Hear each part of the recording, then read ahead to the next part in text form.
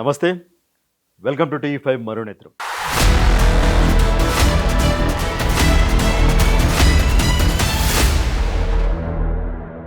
TV5 Maronetram ప్రేక్షకులందరికీ కూడా నూతన సంవత్సర శుభాకాంక్షలు.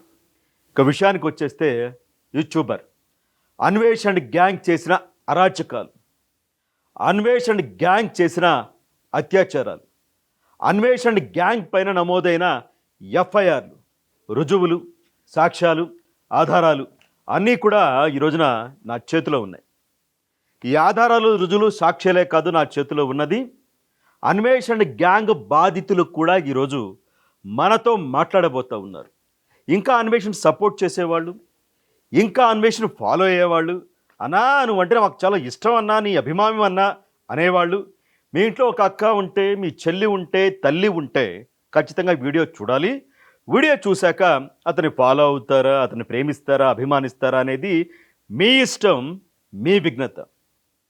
ఎందుకు నేను వరుసగా అన్వేష్ మీద వీడియోలు చేస్తూ ఉన్నాను అంటే, అతను ప్రపంచ దేశాలన్నీ తిరిగాడు, కష్టపడి తిరిగాడు, నేను కాదన్ను, ఒక గుర్తింపు తెచ్చుకున్నాడు, చాలామంది ఫాలోవర్ని కూడా సంపాదించాడు. బట్ ఎదిగే కొద్దీ ఒదిగి ఉండాలంటారు, అది లేదు.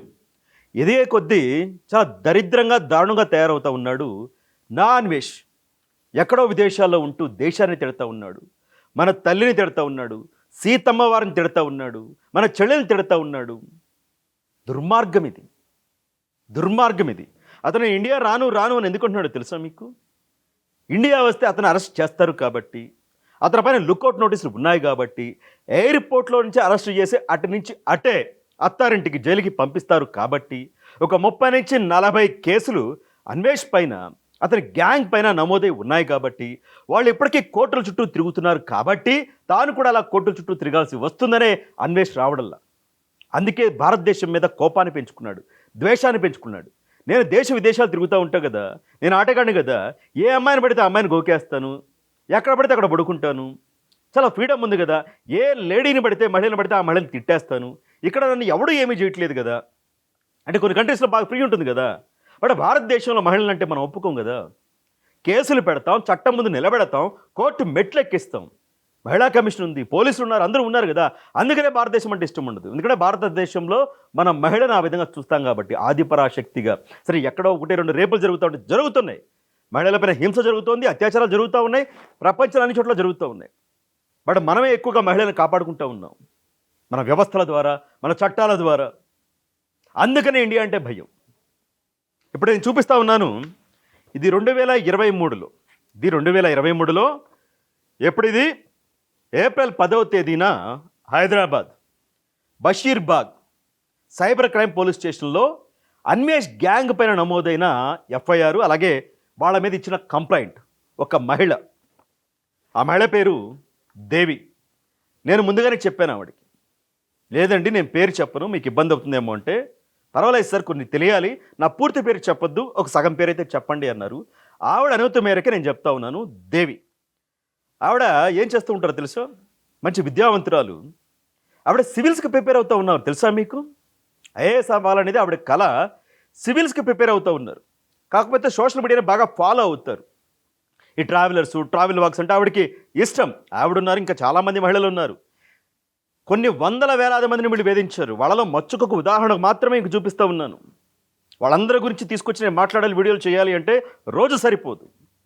ఉదాహరణకి వీళ్ళ ఎంత అరాచకవాదులో, ఎంత దుర్మార్గులో, ఎంతటి ఉన్మాదులో చెప్పడానికే నా ఉద్దేశం ఇదంతా కూడా. ఎందుకు ఈ ఎఫ్ఐఆర్ నమోదైందంటే 2023లో వీళ్ళంతా కూడా అన్వేష్ అభిమానులు, అన్వేష్ ఫాలోవర్సు, అన్వేష్ కోసం ఎవరైనా తిడతారు, ఏమైనా చేస్తారు వీళ్ళ యూట్యూబ్ ఛానళ్లలో. సో వీళ్ళు 2023లో అన్వేష్ ఏం చేసేవాడు? ఈ రవి తెలుగు ట్రావెల్ అని, ఉమా తెలుగు ట్రావెలర్ అని, అలాగే భయ్యా సన్నీ యాదవ్ అని, వీళ్ళు ఎవరైతే ఉన్నారో వాళ్ళతో కయ్యం పెట్టుకుని, వాళ్ళ మీద వీడియోలు చేస్తూ ఫాలోవర్స్ని పెంచుకొని, సరే వాళ్ళనంటే తిట్టాడు, పక్కన పెడేద్దాం. వాళ్ళ ఇంట్లో ఆడవాళ్ళని తిట్టాడు, వాళ్ళ ఇంట్లో భార్య బిడ్డని తిట్టాడు, వాళ్ళ ఇంట్లో అమ్మల్ని తిట్టాడు, మీ అమ్మని తీసుకెళ్ళి చార్మినార్ దగ్గర పడుకోబెట్టి అంటాడు, బెంచ్ సర్కిల్లో పడుకోబెట్టి అంటాడు. ఈ విధంగా మాట్లాడుతూ ఉంటే సాటి మహిళలుగా ఏం చేశారు అంటే, ఎవరో ఒక యూట్యూబ్ ఛానల్ వాళ్ళు ఆన్లైన్లో ఒక మీట్ పెట్టారు. మీట్ పెట్టి, ఇలా అన్వేష్ ఆడవాళ్ళ మీద మాట్లాడడం కరెక్ట్ కాదు, అతను తప్పు చేస్తూ ఉన్నాడు, ఈ ట్రావెలర్స్కి మనం అండగా నిలవాలి, కావాలని వాళ్ళని బదనాం చేస్తూ ఉన్నాడు అని వాళ్ళకి ఆన్లైన్ ఒక మీట్ పెడితే, ఈవిడ మరి కొంతమంది లేడీస్ వెళ్ళి పాల్గొన్నారు. వాళ్ళ అభిప్రాయాన్ని వాళ్ళు వ్యక్తం చేశారు. ఇది భావప్రకటన స్వేచ్ఛ అంటారు దీన్ని. చెప్పొచ్చు కదా, నన్ను మాత్రమే ఫాలో కావాలి, నన్ను మాత్రమే ఇష్టపడాలి, నేను మాత్రమే తప్పుగా ఉండాలి. దుర్మార్గం. నలుగురు బతకాలి, 10 మంది బతకాలి, 10 మందికి పేరు రావాలి, ఇది కోరుకోవాలి. నేనే అనేది కరెక్ట్ కాదు ఎవరికైనా సరే, నాకైనా, మీకైనా, అన్వేష్కైనా, ఇంకెవరికైనా సరే. సో అలా వీళ్ళు వెళ్ళి వాళ్ళ అభిప్రాయాన్ని వ్యక్తం చేశారు. ఇలా మహిళలను అనడం కరెక్ట్ కాదు, అన్వేష్ పద్ధతి మార్చుకోవాలి అని వాళ్ళ అభిప్రాయం వాళ్ళకి చెప్తే, ఈ దేవి అనే ఆవిడ కూడా అభిప్రాయం, ఇప్పుడు హైదరాబాద్కి చెందిన మహిళ, పిల్లలు ఉన్నారు, ఐఏఎస్కి ప్రిపేర్ అవుతా ఉంది, కుటుంబం సపోర్ట్ ఉంది ప్రిపేర్ అవ్వడానికి, ఇలాంటి దుర్మార్గులు అభిప్రాయాన్ని వ్యక్తం చేస్తే ఈవిడతో పాటు మరికొంతమందిని ఈ అన్వేష్ గ్యాంగ్ ఎవరైతే ఉన్నారో వాళ్ళు సపరేట్గా ఒక ఆన్లైన్ మీట్ పెట్టుకొని వీళ్ళని విపరీతంగా బండగుతులు, దేవి అంట, సరోజ అంట, అదిగో సీత అంట, అదిగో ద్రౌపది అంట, వీళ్ళని గంటకి 2 గంటలకు ఒకసారి వెళ్ళి వీళ్ళని వాడాలి మనం. మళ్ళీ వీళ్ళకి థ్రెటనింగ్, వాట్సాప్లో కొన్నిట్లో కూడా నంబర్లు కనుక్కొని ఆన్లైన్లో కూడా థ్రెటనింగ్లు. మీరు అన్వేషణకి సపోర్ట్ చేయకపోతే, మీరు అన్వేషణ ఏమైనా అన్నారంటే, మీరు వాళ్ళకి సపోర్ట్ చేశారు అంటే మీ ఫోటోలు మార్ఫింగ్ చేస్తాం, మీ వీడియోలు మార్ఫింగ్ చేస్తాం, మీ నగ్న ఫోటోలు వీడియోలు తీసుకెళ్ళి పోర్న్ సైట్లో పెడతామని కూడా బెదిరించారు. బెదిరించటమే కాకుండా అసభ్యంగా ఒక జోకర్ లాగా ఈ లేడీస్ ఫోటోల్ని ఆన్లైన్లో తయారు చేసి మార్ఫింగ్ చేసి వాటిని కూడా ఆన్లైన్లో చూపించి సర్క్యులేట్ చేశారు. ఇప్పుడు చెప్పండి, వీడొక మనిషి, వీడిని సపోర్ట్ చేసేవాళ్ళు ఈ విధంగా. నేను అతను ట్రావెల్ బాక్స్ని ఎవరైతే సపోర్ట్ చేస్తున్నారో వాళ్ళని ఏమీ అనడం లేదు, ట్రావెల్ అంటే మనకి ఇష్టం, దేశ విదేశాలు మనం చూస్తాం. అతను మహిళల్ని బండబూతులు తిరుగుతున్నా కూడా సపోర్ట్ చేస్తున్నారు చూసారా, అతని గ్యాంగ్, దాన్ని తప్పు పడుతూ ఉన్నాను. విపరీతంగా ఈ మహిళల్ని వేధించారు. వీళ్ళు ఆత్మహత్య చేసుకోవడానికి కూడా వెళ్ళిపోయారు, ఆ స్థాయికి వెళ్ళిపోయారు. ఇంట్లో వాళ్ళు అంటారు కదా, నీకెందుకు వెళ్ళావు అసలు ఆన్లైన్కి, నీ అభిప్రాయం ఎందుకు చెప్పావు అని. ఇంట్లో నుంచి ఒత్తిడి, బంధువుల నుంచి ఒత్తిడి, వాళ్ళు తిట్టడం నీకెందుకు అని చెప్పేసి ఒక అభిప్రాయాన్ని వ్యక్తం చేసినందుకు కొంతమంది మహిళల్ని వీళ్ళు వేధించిన తీరు ఇది. అందుకని ఇక భరించలేక ఈ దేవి మరికొంతమంది మహిళలు వెళ్ళి బషీరాబాద్ సైబర్ క్రైమ్లో ఇచ్చిన కంప్లైంట్ ఇది. ఇది చూడొచ్చు. ఇదంతా కూడా సెక్షన్ ఐటీ యాక్ట్ 67 కింద, సెక్షన్ 354D కింద, 509 IPS కింద వీళ్ళ మీద కేసు నమోదు చేశారు. అంటే మహిళలను ఆన్లైన్ వేదికగా వేధించటం, పదే పదే వెంటబడడం, మార్ఫింగ్ వీడియోలు, ఇవన్నీ కూడా మానసిక అత్యాచారం. నేను ఎందుకు అత్యాచారం రేపు అంటున్నానంటే, శారీరకంగా రేప్ చేస్తారు, అది రేపే, కానీ మానసిక అత్యాచారం చేశారు వీళ్ళందరూ కూడా, సైకలాజికల్గా రేప్ చేశారు. అందుకనే రేప్ అని అంటా ఉన్నా నేను. ఎంతమంది శారీరకంగా అబలలు, మహిళలు, చిన్నారులు అత్యాచారానికి గురవుతారో, మానసిక అత్యాచారం అంతకంటే ఎక్కువ గురవుతూ ఉన్నారు. ఇంట్లో వాళ్ళకి చెప్పుకోలేరు, పోలీస్ స్టేషన్ మెట్లు ఎక్కలేరు, ఎందుకంటే ఇదిగో పోలీస్ స్టేషన్ చుట్టూ తిరుగుతుందని మళ్ళీ అదో విధంగా చూస్తారు. అలాంటి సమాజంలో ఉన్నాం మనం. కానీ ధైర్యంగా వీళ్ళు వెళ్ళి కంప్లైంట్ ఇచ్చారు, వాళ్ళ జరిగిన అన్యాయాన్ని పోలీసులు చెప్పారు. అప్రిషియేట్ చేస్తూ ఉన్నా. ఇలా వెళ్ళి కంప్లైంట్ ఇస్తేనే, గడప దాటి వస్తేనే ఇలాంటి దుర్మార్గులు, ఉన్మాదుల ఆటలు కట్టిపెడతారు, ఖచ్చితంగా కంట్రోల్ అవుతాయి. ఇవిడ అభినందిస్తూ ఉన్నా. బట్ ఈవిడ మానసిక అత్యాచారం చేస్తారు అన్వేషణ గ్యాంగ్ వీళ్ళందరూ కూడా, వీళ్ళందరినీ మహిళల్ని. ఎంత దుర్మార్గం అండి. ఒక మాట్లాడే పద్ధతి ఉంటుంది, ఒక చెప్పే పద్ధతి ఉంటుంది. ఈ విధంగాన వీళ్ళ మీద ఎందుకు ఎఫ్ఐఆర్ నమోదైంది చిన్న ఒక ఆడియో క్లిప్ చూపిస్తాను, వాళ్ళు ఏం మాట్లాడుతున్నారు మీరు వినండి. అది అది అది యూపీఎస్ అంటది, అది అంటది యూపీఎస్. ఆ ఛానల్లో ఉండే వాళ్ళందరూ ఏంటి, నేను చెప్పిస్తున్నాను సంక్రాంతికి పోతారు మీరు మొగాళ్ళారా, రమ్మను. రోజుకోసారి వేసి చూపిస్తాం, 2 గంటలకు రౌండ్ వేసి చూపిస్తాము, రమ్మను. అడ్రస్ ఇవ్వను, పోతాము. అందరూ ప్యానల్లో వాళ్ళందరూ 2 గంటలకు ఒకసారి, 3 గంటలకు ఒకసారి పోయి వస్తాము, అడ్రస్ ఇవ్వాలి. చూసారా, వీళ్ళు మనుషుల. మీరు ఆడవాళ్ళని ఈ విధంగా తిడతా ఉన్నారు, మీరు మగాళ్ళ అన్న ఒక మాట అందుకు రమ్మను, ఏదో చేస్తాం. మేము ప్యానల్లో ఉన్న వాళ్ళందరం వెళ్దాం, గంటకు ఒకసారి, 2 గంటలకు ఒకసారి ఆవిడింటికి అడ్రస్ పెట్టమను. వీళ్ళని ఏం చేయాలి? వీళ్ళ మీద కేసు నమోదయ్యాక కోర్టుల చుట్టూ తిరుగుతున్నారు, అరెస్ట్ చేశారు. చెన్నై వెళ్ళారు పోలీసులు, ముంబై వెళ్ళారు, హైదరాబాద్లో దాదాపు 6 మందిని అరెస్ట్ చేసి లోపలేశారు. కోర్టుల చుట్టూ వాయిదాలు తిరుగుతూ ఉన్నారు. తెలుసా మీరు? వీళ్ళందరూ అన్వేష్ ఫాలోవర్స్, అన్వేష్ గ్యాంగ్, వీళ్ళందరూ కూడా అన్వేష్ ఎంకరేజ్ చేసిన వాళ్ళే. అందుకోసమని ఈ ఎఫ్ఐఆర్ నమోదైంది. మరొక అంశం, 2024లో, ఇది 2023, వాళ్ళ గ్యాంగు 2024లో అన్వేష్ పై నమోదైన ఎఫ్ఐఆర్ ఇది. అదే బషీర్బాగ్ సైబర్ క్రైమ్ పోలీస్ స్టేషన్లో ఈ దేవి అనే ఆవిడ అన్వేష్ పైన కూడా అన్వేష్ పైన ఎందుకు నమోదు చేసింది? ఈవిడ గురించి అన్వేష్ ఆన్లైన్ సేమ్ మీట్ జరిగింది వాళ్ళ ఫ్యాన్స్తో. అక్కడికి వచ్చి ఏం మాట్లాడాడు ఈవిడ గురించి అది కూడా ఒక్కసారి చూడండి. అదో లంజది దాన్ని ఎన్ని మంది దిగినా సిగ్గులేదు దానికి. అది ఐఏఎస్ ఆఫీసర్ అట్లా లంజ కూతురు. అది అతను మాట్లాడిన మాటలు. అన్వేష్ అది ఐఏఎస్ ఆఫీసర్ అంట. దాన్ని ఎంతమందిని ఏం చేసినా నాకు అనడానికి నాకు చాలా ఇబ్బందిగా ఉంది, వినిపించడానికి చూపించడానికి కూడా ఇబ్బందిగా ఉంది. బట్ వీళ్ళ నిజస్వరూపం తెలియాలి కాబట్టే చూపిస్తూ ఉన్నాను. దయచేసి తప్పుగా మాత్రం భావించకండి. అంటే తన అభిప్రాయాన్ని తాను వ్యక్తం చేసినందుకు తన గ్యాంగ్ చేత తిట్టించారు, హెరాస్ చేశారు. ఆవిడ కంప్లైంట్ ఇచ్చింది, కేసు నమోదైంది. సంవత్సరం తర్వాత కూడా ఆవిడని వదలకుండా కంప్లైంట్ ఇచ్చిందన్న కోపంతో ఈ అన్వేష్ మాట్లాడిన మాటలు ఆవిడ గురించి ఇవి. ఇలా ఎంతమందిని తిట్టాడు, ఎంతమందిని తల్లుని తిట్టాడు, ఎంతమంది మానసిక క్షోభకు కారణమయ్యాడు, ఎంతమందిని మానసిక అత్యాచారం చేశాడు ఈ అన్వేష్. సో అతని పైన నమోదైన ఎఫ్ఐఆర్ కాపీ ఇది. ఇక్కడ కూడా 2024 ఏప్రిల్ 22వ తేదీన నమోదైంది ఇది. ఈ కేసు ఆవిడిచ్చిన కంప్లైంటు సెక్షన్ 67 IT, సేమ్ అవే 354D, 509 IPC. ఒక 3 ఏళ్ల వరకు జైలు శిక్ష పడే అవకాశం ఉన్న కేసులు ఇవన్నీ కూడా. ఒకసారి తెలుగులో ఈ కంప్లైంట్ సారాంశం కానీ ఎఫ్ఐఆర్ కానీ చెప్పి వినిపిస్తే అన్వేష్ పైన నమోదైంది. ఒకసారి అన్వేష్ అనే వ్యక్తి ఇతర యూట్యూబర్ల తల్లులు మరియు భార్యలపై దుర్వినియోగ మాట్లాడడం ప్రారంభించాడు. మధ్యలో నా గురించి కూడా అత్యంత నీచమైన అసభ్యమైన పదాలతో మాట్లాడాడు.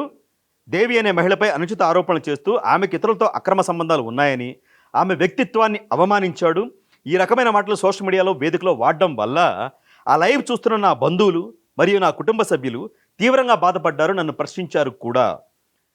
గతంలో నేను ఆన్లైన్లో మహిళలపై జరుగుతున్న దుర్వినియోగానికి వ్యతిరేకంగా మాట్లాడాను. దానికి ప్రతీకారంగా అన్వేష్ ఉద్దేశపూర్వకంగా నన్ను లక్ష్యంగా చేసుకుని నా వ్యక్తిత్వాన్ని దూషిస్తూ అపవాదులు ప్రచారం చేశాడు.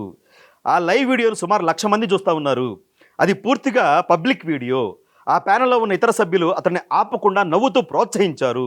ఇప్పటికే 2023లో అన్వేష్ పైన కేసు నమోదు చేశాను, ఎందుకంటే నన్ను తీవ్రంగా వేధించారు. ఇదే నా ప్రధాన సమస్య. అతని ఛానల్ వ్యూస్ తగ్గినప్పుడు ఇతర ట్రావెల్ యూట్యూబర్లపైన వివాదాలు సృష్టిస్తూ వారి తల్లులు భార్యలపైన దుర్వినియోగం చేస్తూ పేరు సంపాదించుకునే ప్రయత్నం చేస్తూ ఉన్నాడు. ఈ కారణాల వల్ల అతనికి నాపై వ్యక్తిగత ద్వేషం ఉంది.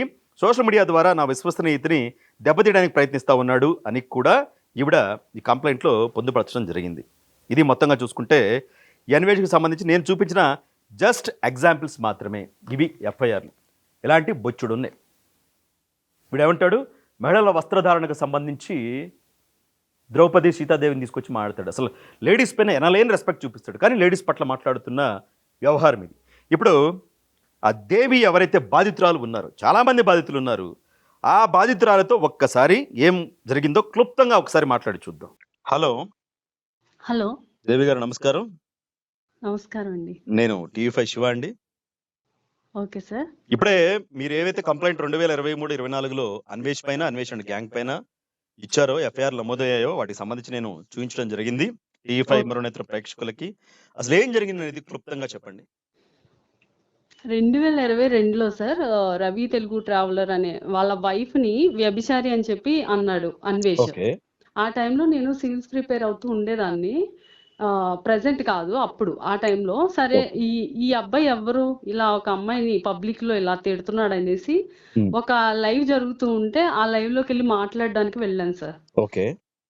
వెళ్ళి అడుగుతూ అలా క్వశ్చన్ చేస్తూ ఆ ఒక పర్టికులర్ ఛానల్ ఉండేది. ఆ ఛానల్లో ప్రతిరోజు అన్వేష్ ఏదన్నా ఇష్యూ గురించి, అంటే ఆడవాళ్ళని తిట్టడం అప్పటి నుంచి అలవాటు అతనికి. 2022 నుంచి తన సాటి యూట్యూబర్స్ ఎవరు ఉంటారో, ఉమా ట్రావెలర్ వాళ్ళ వైఫ్ ని తిట్టాడు, రవి ట్రావెలర్, ఇంకా అప్పుడు ఫేమస్ ఎవరుంటే వాళ్ళందరినీ తిడుతూ ఉండేవాడు. ఇతను ఎవరు ఇలా తిట్టడానికి, సమాజానికి ఏమి నేర్పిస్తాడని ఇంకా కొంత డిస్కషన్ నడిచినప్పుడు నేను కూడా వెళ్ళి మాట్లాడేదాన్ని.